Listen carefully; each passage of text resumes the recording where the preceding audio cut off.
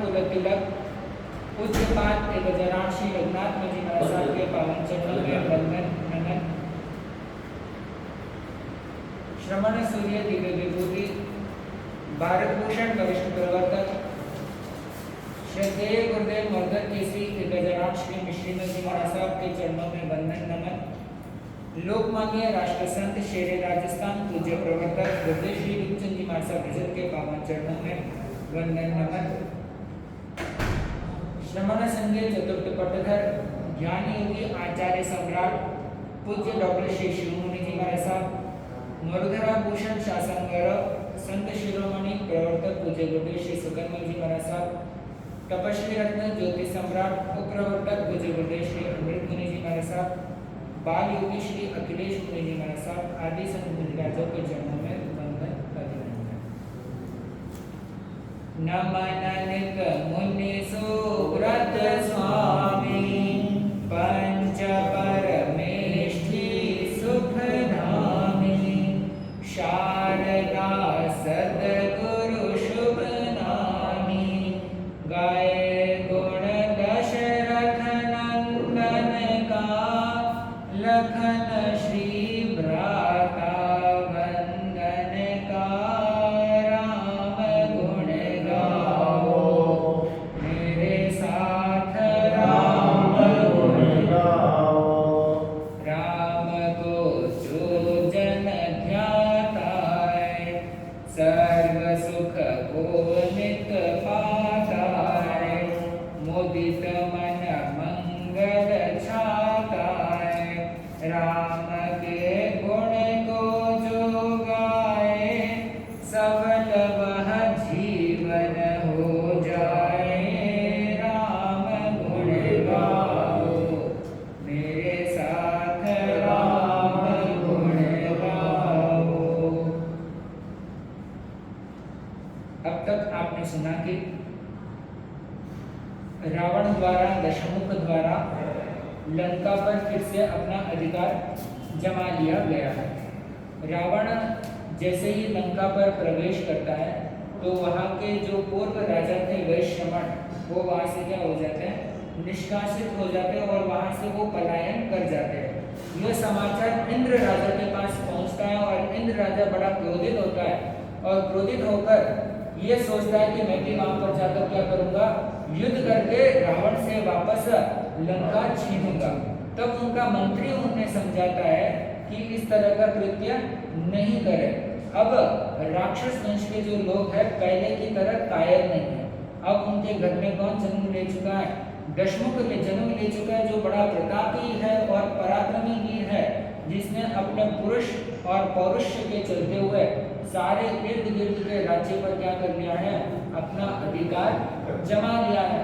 और किष्किंधा से भी उसने यम नाम का जो राजा वहां पर राज कर रहा था उसको भी वहां से क्या कर दिया भगा दिया और सूर्य रज और रक्ष रज को क्या दे दिया उनका राजपाट उन्हें वापस लौटा दिया है। एक दूसरे की सहायता से व्यक्ति क्या बढ़ता है आगे बढ़ता है। तो इसी तरह से इनके सहयोग से वानर वंश का भी क्या हुआ आगे जाकर उद्धार हुआ। अब तक तो रावण का जो वर्णन है उनकी कौन कौन संतानें हुई कौन कौन के भाई बहन वगैरह थे वो वर्णन यहाँ पर पूरा हो रहा है। अब किष्किंधा के अंदर वानर वंश के अंदर जैसे नल नील सुग्रीव बाली उन सभी के जन्म का वर्णन आ रहा है। सूर्य रज किष्किंधा पाए रक्षपुर रक्ष राज भाए दशानन निज नगरी जाए स्नेह से रहे वहाँ सारे गूंजते घर घर जयकारे राम गुण गाओ मेरे साथ राम गुण गाओ। अब उधर सूर्यरज नाम का जो युवक था वो किष्किंधा नगरी पर अपना क्या है शासन चलाता है। तो वही रक्षरज नाम का जो युवान था वो रक्षपुर नाम की नई नगरी बसाता है और वहां पर जाकर अपना पूरा राजपाट जो है फहराता है। और ये सारा कार्यभार सौंपने के बाद में दशमुख दशानन वापस अपनी नगरी लंका की ओर प्रस्थान कर जाता है। और कुछ समय के बाद में सूर्य रज का विवाह इंदु मालिनी नाम की एक कन्या से होता है, तो वही रक्ष राज का विवाह हरिकांता नाम की एक रानी के साथ उसका विवाह होता है। सूर्य रज कर जन्मा बाली, सभी के मुख पर है लाली, छाई घर घर में खुशहाली, महाबल का वो धारक है, अरिदल का वो मारक है, कृष्ण गुण गाओ मेरे साथ राम गुण गाओ। अब सूर्य रज के गढ़ के अंदर बाली का क्या होता है, जन्म होता है, और बाली का मुखमंडल देखते ही देखते बनता है। उसका रूप सौंदर्य, उसकी बाल्यपन की कद काठी सबके प्रति मनमोहक और आकर्षक व्यक्तित्व का था वो। और उसके जन्म के साथ ही पूरे घर के अंदर क्या है, खुशहाली छा गई। और वो बाली जो है महाबल का वो धारक भी था और शत्रुओं का नाश करने वाला पराक्रमी पुरुष भी था। और कुछ समय के बाद में सूर्य रज के घर में बाली के पश्चात सुग्रीव नाम की एक और संतान का क्या होता है, जन्म होता है। वो सुग्रीव भी महाबुद्धिमान और महाबल का क्या था, धारक था, और हमेशा निर्भय बनकर सिंह की भांति वो विचरण करने वाला सुग्रीव था। और समय के चलते चलते रक्ष राज, जो रक्षपुर के अंदर अपना राजपाट चला रहे थे, उनके घर में नल और नील का जन्म होता है। तो दोनों क्या हो गए, दोनों बाली, सुग्रीव, नल, नील, ये सब एक ही परिवार के, और सभी क्या हो गए, भाई भाई हो गए। और इतने अपने बढ़ते परिवार को देखकर इन वानर वंश में भी क्या हो गई, खुशियों की लीला छा गई। बाली और सुग्रीव के जन्म के बाद में सुप्रभा नाम की एक कन्या की भी उनको क्या होती है, प्राप्ति होती है। और वो सुप्रभा भी बड़ी सुंदर और गुणवान और अप्सरा की तरह रूपवान दिखने वाली थी। संसार के सारे सुख भोगने के बाद में सूर्य रज के मन में यह चिंतन आया कि पुत्र योग्य हो चुके हैं, पुत्र होनहार है। अब इनको क्या करना चाहिए, समय पर राजपाट सौंप देना चाहिए, और राजपाट सौंप कर अपने आप को क्या ले लेना है, निवृत्ति ले लेनी है।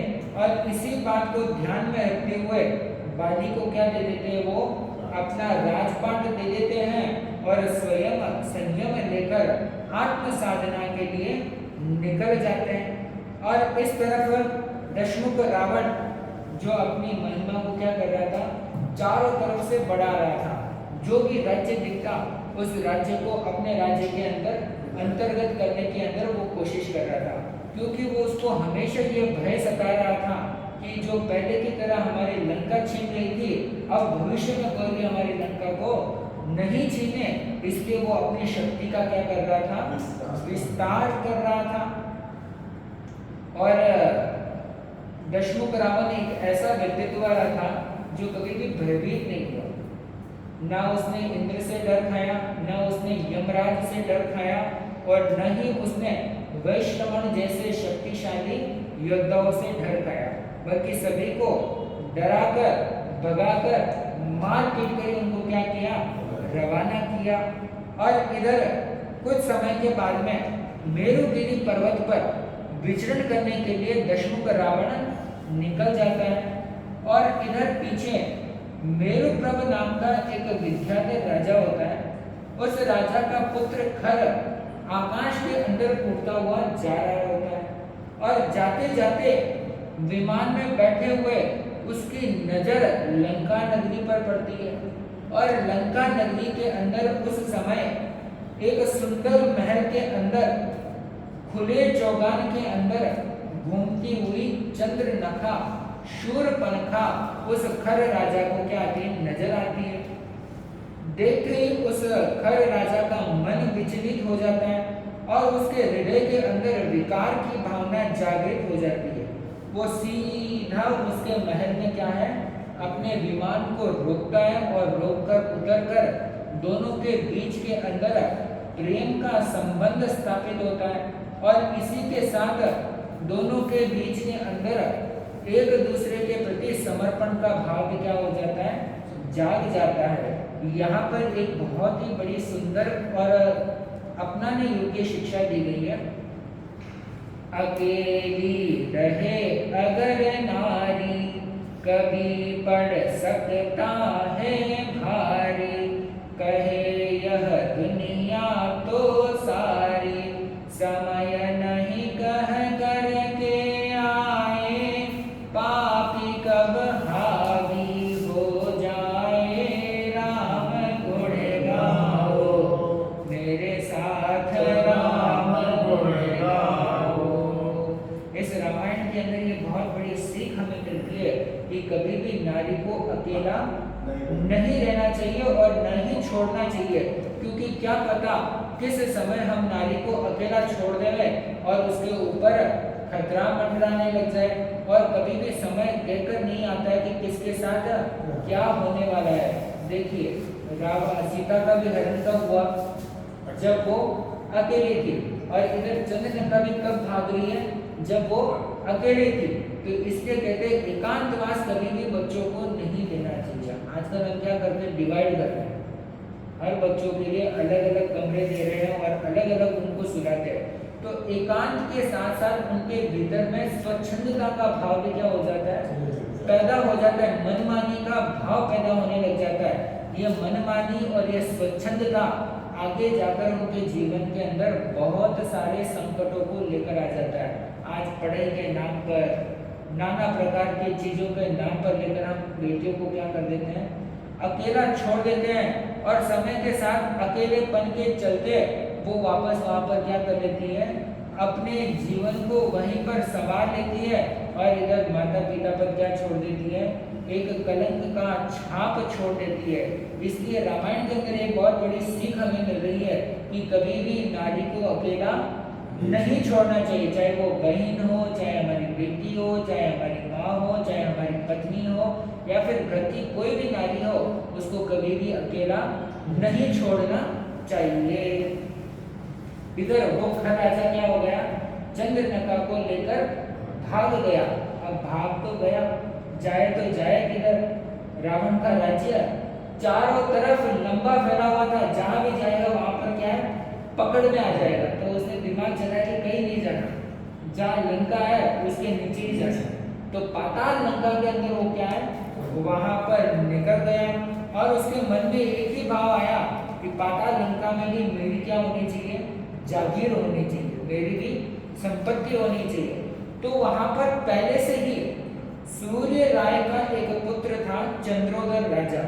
वो वहां पर पाताल लंका के अंदर क्या है, अपना राजपाट चला रहा था। इधर खर के मन में यह आया कि धोखे के साथ, धोखेबाजी के साथ मैं क्या कर लूं, उसका राजपाट मैं छीन लूं और अपना अधिकार उस पर जमा लेता हूं। परंतु उधर चंद्रोदर राजा की पत्नी शीलवती और बड़ी सुनारी अनुराधा नाम की उसकी क्या थी, पत्नी थी। जिस समय ये युद्ध का आक्रमण करता है उस समय वो क्या थी, गर्भवती थी।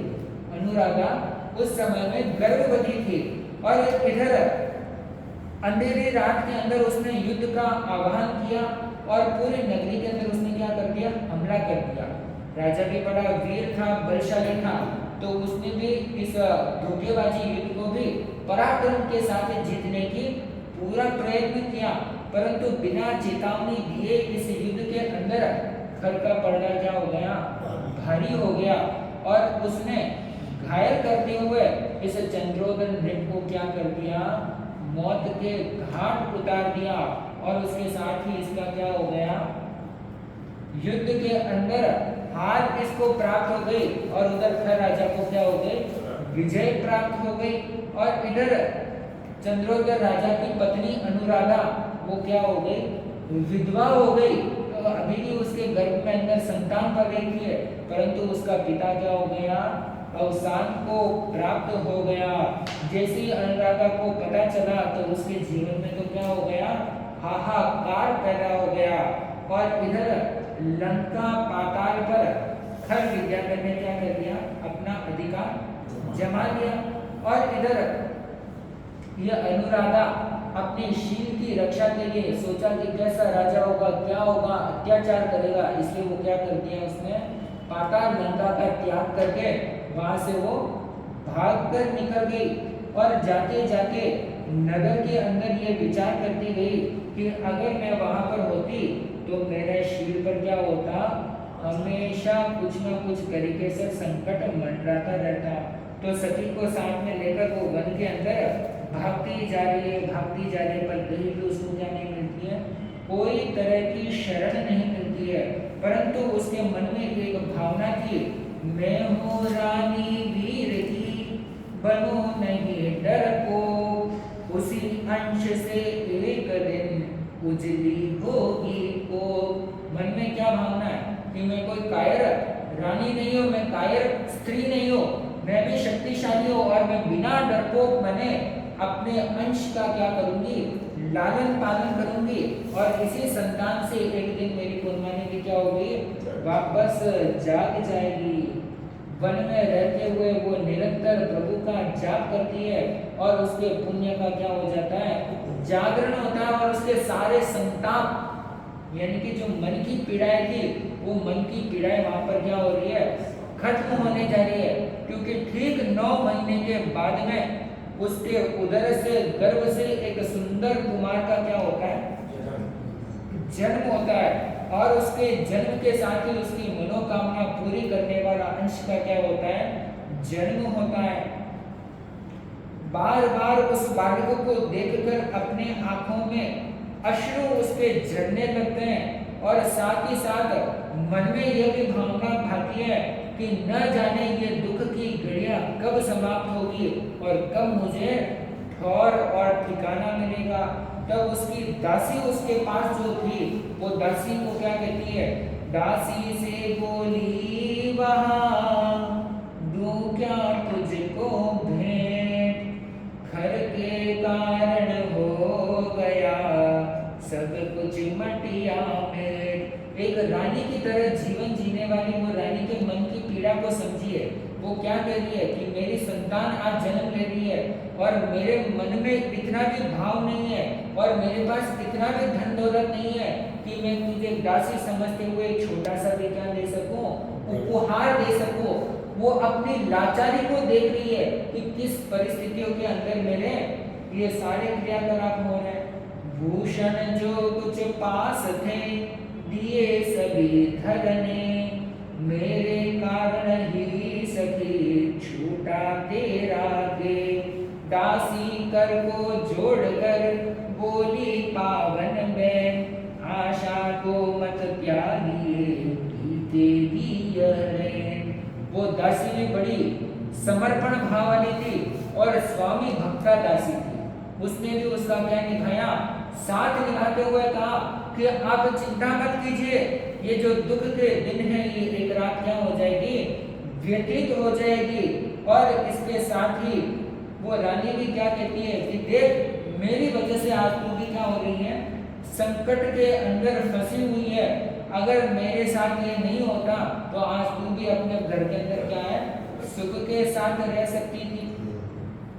आगे वो क्या कहती है, जागेगा जब पुण्य तो होगा सब अनुकूल, गया पुनः मिल जाएगा दया धर्म का मूल। गिरि गह्वर में वे रहे सुत से प्रेम अगाध, नाम पुत्र का वो रखे वन में वहां विराट। इस तरह से वो क्या कहती है कि जब हमारा पुण्य जागेगा, जब हमारे भाग्य का उदय होगा, तब सारी विकट परिस्थितियां क्या हो जाएगी, अनुकूल हो जाएगी। जो हमारा गया हुआ है वो सभी की वापस हमें क्या है, मिल जाएगा। दया ही धर्म का क्या है, मूल स्रोत है। गिरि गह्वर यानी कि पहाड़ों में रहते हुए, गुफाओं में रहते हुए, अपने सुत के साथ प्रेम करते हुए वो क्या हो रही है, दर दर के भटके खा रही है। और वो अपने सुत का नाम क्या रखती है, विराट उसके सुत का क्या रखती है, नाम रखती है। आगे जब राम रावण का युद्ध होगा तो उस समय इस विराट की भी क्या रहेगी, एक बहुत बड़ी मुख्य भूमिका रहेगी। तो इस तरह से विराट का रावण के प्रति यहाँ से क्या जग जाएगा, द्वेष जग जाएगा। ये यहीं से क्या हो जाएंगे, ऑपोजिशन में हो जाएंगे। और यहीं से इनके मन में आता है कि जब भी कभी अवसर मिलेगा तो रावण से इनको क्या लेना है, बदला लेना है। आगे उसके मन में एक ही भावना थी कि ये हमारा बेटा क्या है, होनहार है, होशियार बनाएंगे, इस तरह से इसको तैयार करेंगे कि हमारा दुख के दिन को क्या कर देगा, यह मिटा देगा। देखिए एक शीलवती नारी पर कितना संकट आया, परंतु इतने संकट होने के बावजूद भी उसके मन के अंदर तनिक भी लाचारी बना नहीं। उसके मन में यह भाव नहीं आया कि मैं इस जीवन का त्याग कर दूं, बल्कि उसके मन में यह आया कि संकट आया है तो इस संकट से क्या होंगे, हम उभरेंगे, हमारी संतान को पालेंगे, इसको तैयार करेंगे और फिर से हमारा जो भी गया हुआ है उस गए हुए को हम वापस क्या करेंगे, प्राप्त करेंगे। तो इस तरह से उनके जीवन के अंदर कभी आंसू आ रहे हैं, कभी संकट आ रहे हैं, तो कभी कभी थोड़ा बहुत उन्हें सुख भी क्या है, पुत्र के कारण प्राप्त हो रहा है। और इस तरह से उनका जीवन क्या हो रहा है, सारे संकट और कष्टों के साथ व्यतीत हो रहा है। इधर विराट की कहानी क्या होती है, रुक जाती है। अब एक और कथानक यहाँ से शुरू हो रहा है। अब उधर पाताल लंका के अंदर जाकर उसने राजपाट तो छीन लिया। अब अभी तक रावण को पता नहीं चला कि पीछे क्या मामला हो रहा है, क्योंकि रावण की मौजूदगी में तो उनकी हिम्मत नहीं होती कि जाकर हाथ लगा दे रहे। अब पीछे वहां पर कैसा भाव होता है वो यहाँ पर वर्णन आ रहा है। रावण लंका में नहीं मचा वहां पर शोर, खेचर घर तो महल में आया बनकर चोर। कामी कपटी लालची सुनी देखी लंक, उसके दारण लंक कर भारी लगा कलंक। वो सब वहां पर क्या कह रहे हैं कि रावण नहीं होने की वजह से पीछे ये क्या हो गया, ऐसा कृत्य हुआ है। और वो खर कामी है, कपटी है और लालची है, जिसने लंका को सुनी समझकर इसके ऊपर क्या किया है, भारी भरकम अपराध किया है। और उसने राक्षस वंश पर भी क्या लगाया है, कलंक लगा दिया है। और इधर रावण तुरंत रूप से उसको समाचार प्राप्त होता है कि इस तरह की घटना हो गई है, तो वो तुरंत अपनी नगरी के अंदर क्या है, लौटता है। और लौटते ही एक ही आवाज की घोषणा करता है कि खर अब मेरे हाथ से जिंदा नहीं बचेगा, क्योंकि बहन के ऊपर उसने क्या लगाया है, डाका डाला है। तो अब रावण भी चुप बैठने वाला नहीं था। अब पीछे वो बार बार, अब घर के अंदर कोई भी कांड हो जाए, कोई भी लफड़ा हो जाए, तो आगे क्रोध में आवेश नहीं करे, एक ही बात बार बार बार बार बार बार बड़बड़ाता है, वो लेने भागो, वो लेने भागो, वो लेने भागो। तो क्रोधाविष्ट होकर रावण बार बार एक ही बात का क्या कर रहा था, वहां पर उच्चारण कर रहा था और बार बार कभी संकल्प ले रहा था, उसका नाम मिटा दूंगा, उसका खानदान मिटा दूंगा, उसको जड़ा से काट दूंगा। क्रोध के आवेश में आकर नाना प्रकार का प्रलाप वो कर रहा है।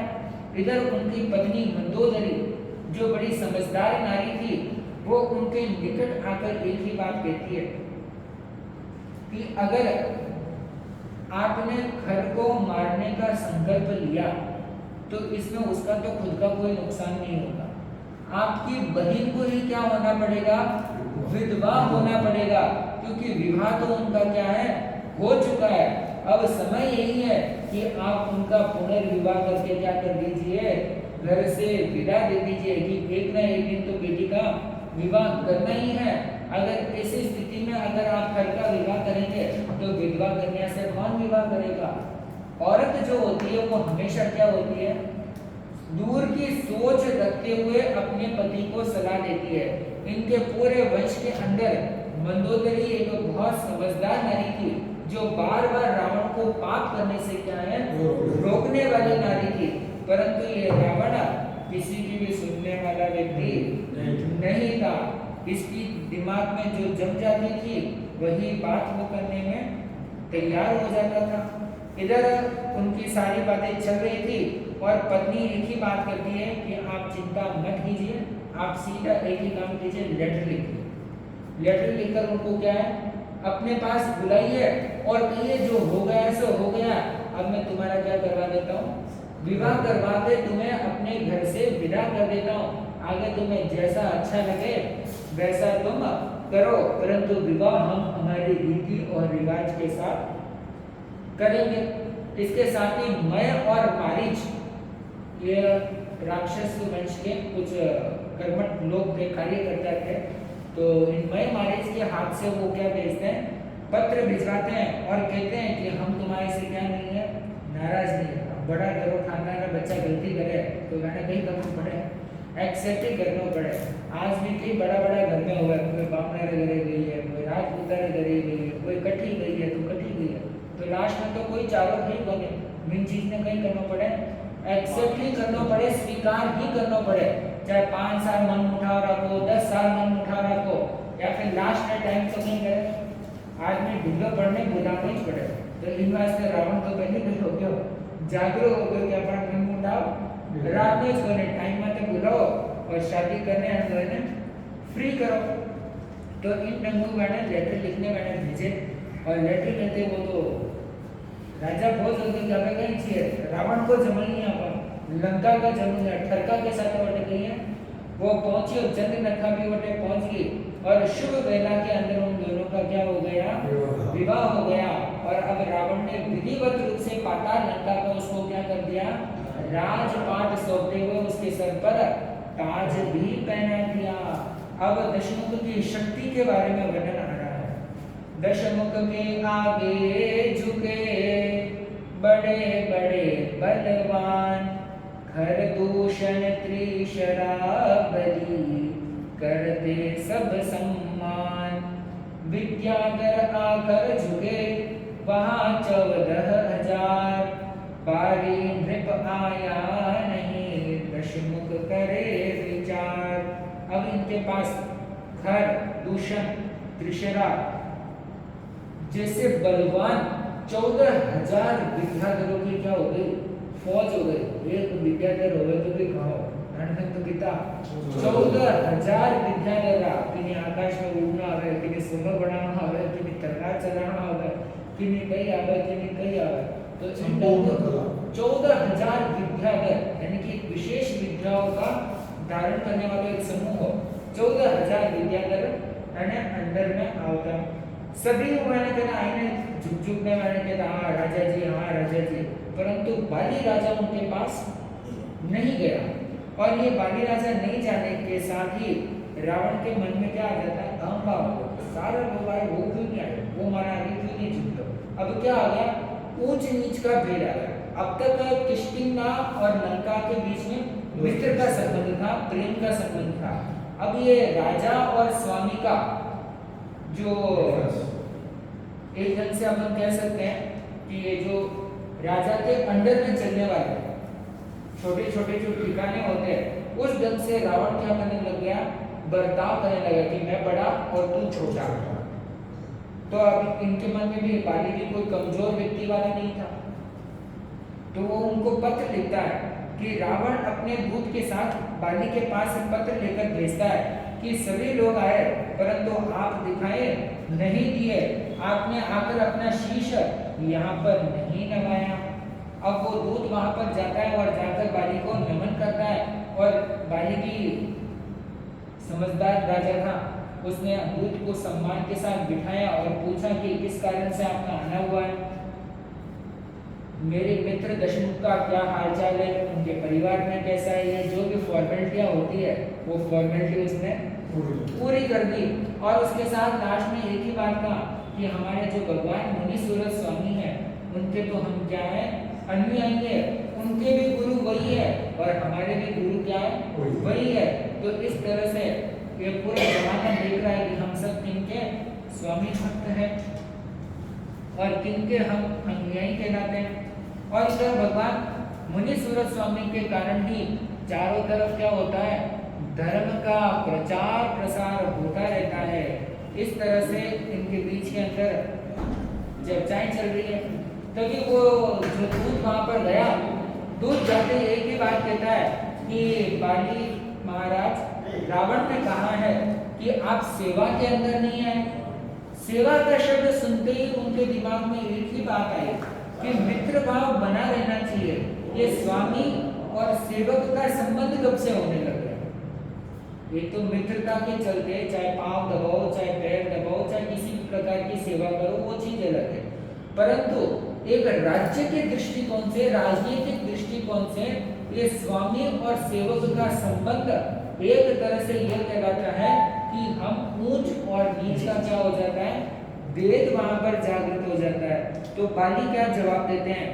बहुत पुराना प्रेम है, सेवा करना धर्म, मित्र भाव टूटे नहीं, करे सदा शुभ कर्म, देव गुरु व धर्म को सदा झुकाता माथ, इनके अलावा है नहीं मेरा कोई नाथ। वो क्या कहता है कि अपना किष्किंधा का और लंका का क्या है, बहुत पुराना प्रेम है। क्योंकि इनकी नगरी कब बसती है? रावण के जो वंशज थे, इनके कारण ही, इनकी तड़ितकेश के समय में ही इनकी क्या बसती है, नगरी बसती है। तो कहते बहुत पुराना हमारा और लंका के साथ संबंध है। ये प्रेम का भाव क्या है, टूटना नहीं चाहिए। सेवा करना तो धर्म है, परंतु स्वामी और सेवक का संबंध अनुचित है। और इसी के साथ वो स्पष्ट रूप से कह देता है कि देव गुरु और धर्म के सामने ही मेरा क्या झुकता है, सिर झुकता है, उसके अलावा किसी के आगे मेरा सिर नहीं झुकता है। तो इतनी बात कहकर उसको क्या कर देता है, विदा करता है।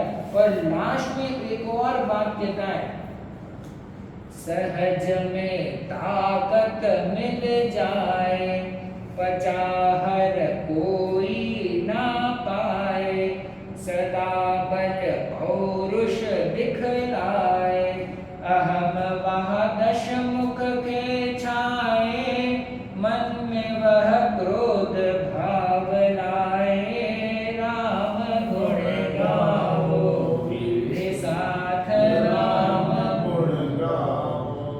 अब उधर बाली क्या कहता है कि रावण को सहज के अंदर ताकत क्या मिल गई, उस ताकत को वो क्या नहीं कर रहा है, पचा नहीं पा रहा है, और सदा अपना बल और पौरुष किसके ऊपर दिखा रहा है, दूसरे राजाओं के सामने अपना बल पौरुष दिखला रहा है। यह शब्द सुनते ही रावण के मन में क्या छा गया, अहम का भाव छा गया। और अहम का भाव छाते उसके हृदय के अंदर अपार क्रोध का क्या हो गया, जागरण हो गया।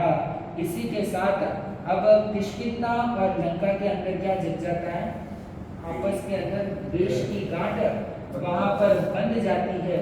आगे बाली और रावण के बीच के अंदर एक बहुत बड़ा युद्ध होता है, और इस युद्ध के अंदर कौन जीतता है, यह बहुत ही सुंदर और मार्मिक घटना है कि बाली किस वजह से जीतता है, क्या बाली के अंदर पुरुषार्थ था और बाली का स्वभाव कैसा था। आजकल हर एक व्यक्ति क्या करता है, छोटी छोटी बात पर झंझलाने लग जाता है, छोटी छोटी बात पर क्रोध करने लग जाता है। परंतु ये बाली की आत्मा एक अलग प्रकार की आत्मा थी, इसके भीतर क्रोध आता ही नहीं था, क्रोध इनके मन में बिल्कुल भी नहीं आता था। दूसरे रामायण के अंदर क्या दर्शाया गया है कि बाली एक अनैतिक आत्मा थी, कपट वाली आत्मा थी, और इसने सुग्रीव की पत्नी का हरण किया, ऐसा उनके अंदर घटनाक्रम आता है। परंतु जैन रामायण के अंदर घटनाक्रम कुछ अलग प्रकार से है। बाली एक बहुत ही शुद्ध आत्मा और पुण्य आत्मा थी, ये समय पर संयम भी रहते हैं और अपने जीवन के अंदर बहुत पुरुषार्थ करते हैं। और बाली ने ही रावण का नाम रावण शब्द से दिया था, बाली ने ही दशमुख दशानन को रावण नाम दिया था।